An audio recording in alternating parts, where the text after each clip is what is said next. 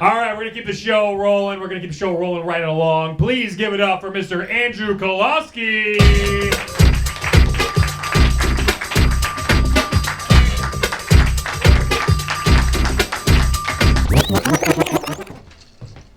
All right, good evening, everyone. How are you all doing? Okay, I apologize. I don't want to come across incompetent here, but yeah, so lately I've been doing comedy here, and I've been approaching it like I'm going to the gallows. So this evening I'm going to try to approach comedy like I'm having fun, because people don't really laugh if you behave anxious, if you behave like you're going to the gallows. So I'm going to try to be hilarious tonight. I don't know if it will work or not, but I'm going to try my best. So I don't know if I'm actually a Democrat or a Republican. My parents watch Fox News and they try to tell me you're conservative, but I don't know if that's actually true. I'm really politically uninformed. So I was on a dating app and I matched with somebody who apparently was liberal. And I thought she was a woman. She looked like a woman. Everything appeared feminine. But she said her pronoun was non-binary.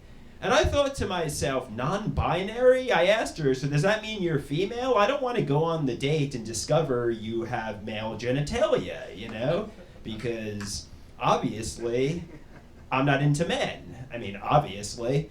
And she said, no, I'm non-binary. I'm not a woman.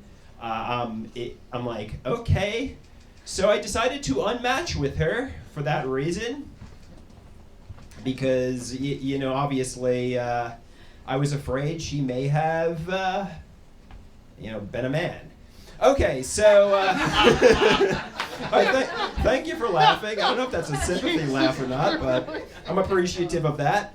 Okay, so I was watching hockey. If you can tell, I know some people might say, "Oh, this is disabled hour." I don't know if I'm really, So there was a hockey player who was like 23 years old, and he had a $10 million a year contract, and he's younger than me. I'm 38 years old with less than $1,000 to my name, and I'm thinking to myself, this guy has more money than I'll ever see in my life, most likely. I'm optimistic, I'm going to be a successful comedian or whatever, but most likely he's going to, he has more money than I'll ever see in my life. And, I'm watching him during the post-game interview. He sounds like a dud. He's like, you got to put the puck in the net, and I'm thinking to myself, and my mother asks me, how does it feel knowing this guy has more money than you'll ever see in your life? And I'm thinking to myself, I don't know. There's really no punchline there, but what are you gonna do? I guess the moral of the story is at 23, I was working at a supermarket. This guy's making $10 million. I don't want to seem envious. I don't want to seem jealous, but it kind of peeves me a little bit. So how many people have seen sports drinks? They have so many flavors. So for example, there's the berry flavor, red. There's the blood orange flavor, red. There's the fruit punch flavor, red. So I like the red flavor, I like the red sports drink, but I don't like red, I don't know, maybe I'm a simpleton, but I really can't, I like red, but I don't like red, you know what I mean? Yeah, we get it, all right, I'm sorry. All right, so, I walked into the women's locker room at the gym. I know what you're probably thinking to yourselves. You're probably thinking to yourselves, all right, is this guy a creep? Is this guy nefarious in some way? No, it was accidental. I walk in there, I see a woman, and I think to myself, ooh, I apologize.